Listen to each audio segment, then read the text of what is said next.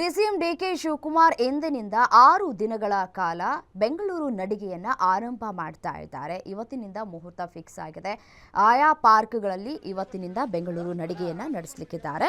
ಬೆಂಗಳೂರಿನ ಜನರೊಂದಿಗೆ ಬೆರೆತು ಮಾತನಾಡಿಸ್ತಾ ಇದ್ದಾರೆ. ಈಗಾಗಲೇ ದೃಶ್ಯದಲ್ಲೂ ಕೂಡ ಗಮನಿಸ್ತಾ ಇದ್ದೀರಿ. ಪಾರ್ಕ್ಗಳಲ್ಲಿ ವಾಕ್ ಮಾಡ್ತಾರೆ. ಲಾಲ್ಬಾಗ್ನಿಂದ ಬೆಳಗ್ಗೆ 7 ಗಂಟೆಗೆ ಅಖಾಡಕ್ಕೆ ಇಳಿದಿದ್ದಾರೆ ಡಿಸಿಎಂ ಡಿಕೆ ಶಿವಕುಮಾರ್. ಜನರ ಸಮಸ್ಯೆಯನ್ನ ಕೂಡ ಆಲಿಸ್ತಾ ಇದ್ದಾರೆ. ಕೆಲ ಕಾಮಗಾರಿಗಳು ಬಗ್ಗೆಯೂ ಕೂಡ ಅವರು ಪರಿಶೀಲನೆಯನ್ನ ಕೂಡ ಮಾಡ್ತಾ ಇದ್ದಾರೆ. 6 ದಿನ 6 ಪಾರ್ಕ್ಗಳಲ್ಲಿ 1 ಗಂಟೆ ವಾಕಿಂಗ್ ಮಾಡ್ತಾರೆ. 1 ಗಂಟೆ ಸಂವಾದವನ್ನ ಕೂಡ ನಡೆಸಲಿಕ್ಕಿದ್ದಾರೆ. ಜನರ ಜೊತೆ ಬೆರೀಬೇಕು.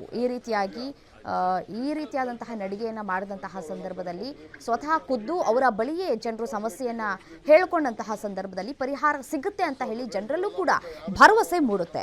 ನೋಡಿ, ಇವತ್ತು ಬೆಂಗಳೂರು ಕೇಂದ್ರ ಪಾಲಿಕೆ ಲಾಲ್ಬಾಗ್ನಲ್ಲಿ ಬೆಳಗ್ಗೆ 7 ಗಂಟೆಯಿಂದಲೂ ಕೂಡ ಈ ಒಂದು ವಾಕಿಂಗ್ ಅನ್ನ ಮಾಡ್ತಾ ಇದ್ದಾರೆ. 10 ಗಂಟೆಯವರೆಗೂ ಕೂಡ ಅವರು ಅಲ್ಲೇ ಸಮಸ್ಯೆಗಳನ್ನ ಆಲಿಸಲಿಕ್ಕಿದ್ದಾರೆ. ಡಿಸಿಎಂ ಬೆಳಗ್ಗೆನೇ ಬರೋದು ರೌಂಡ್ಸು ಒಳ್ಳೆ ಕೆಲಸನೇ. ಏನೇನು ಕುಂದುಕೊರತೆ ಕಣ್ಣಾರೆ ನೋಡಿ ಆ ಕೆಲಸ ನಿರ್ವಹಣೆ ಮಾಡೋಕ್ಕೆ ಅವರು ಒಳ್ಳೆ ನಿರ್ಧಾರ ತಗೊಂಡು ಒಳ್ಳೆ ಕೆಲಸ ಮಾಡ್ತಾರೆ. ಸರ್, ಈಗ ಬಿಬಿಎಂಪಿ ಹೋಗಿ ಈಗ ಜಿಬಿ ಆಗಿದೆ. ಈ ನಿರ್ಧಾರದ ಬಗ್ಗೆ ಏನು ಹೇಳ್ತೀರಾ? ಸರ್, ಬಿಬಿಎಂಪಿ ಮುಂಚೆ 198 ವಾರ್ಡ್ ಇತ್ತು.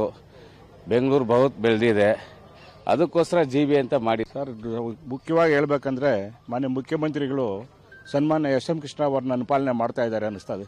ಕಾರಣ ಅಂದರೆ ಏನೋ ಒಂದು ದೂರದೃಷ್ಟಿ ಇಟ್ಕೊಂಡು ಬೆಂಗಳೂರಿಗೆ ಒಂದು ಉತ್ತಮವಾದ ಒಂದು ನೆಲೆ ಕೊಡಬೇಕಂತ ಬಹಳ ಮುಂದಾಲೋಚನೆ ಇಟ್ಕೊಂಡು ಎಲ್ಲ ಕಾರ್ಯಕ್ರಮಗಳನ್ನು ಮಾಡ್ತಾ ಇದ್ದಾರೆ.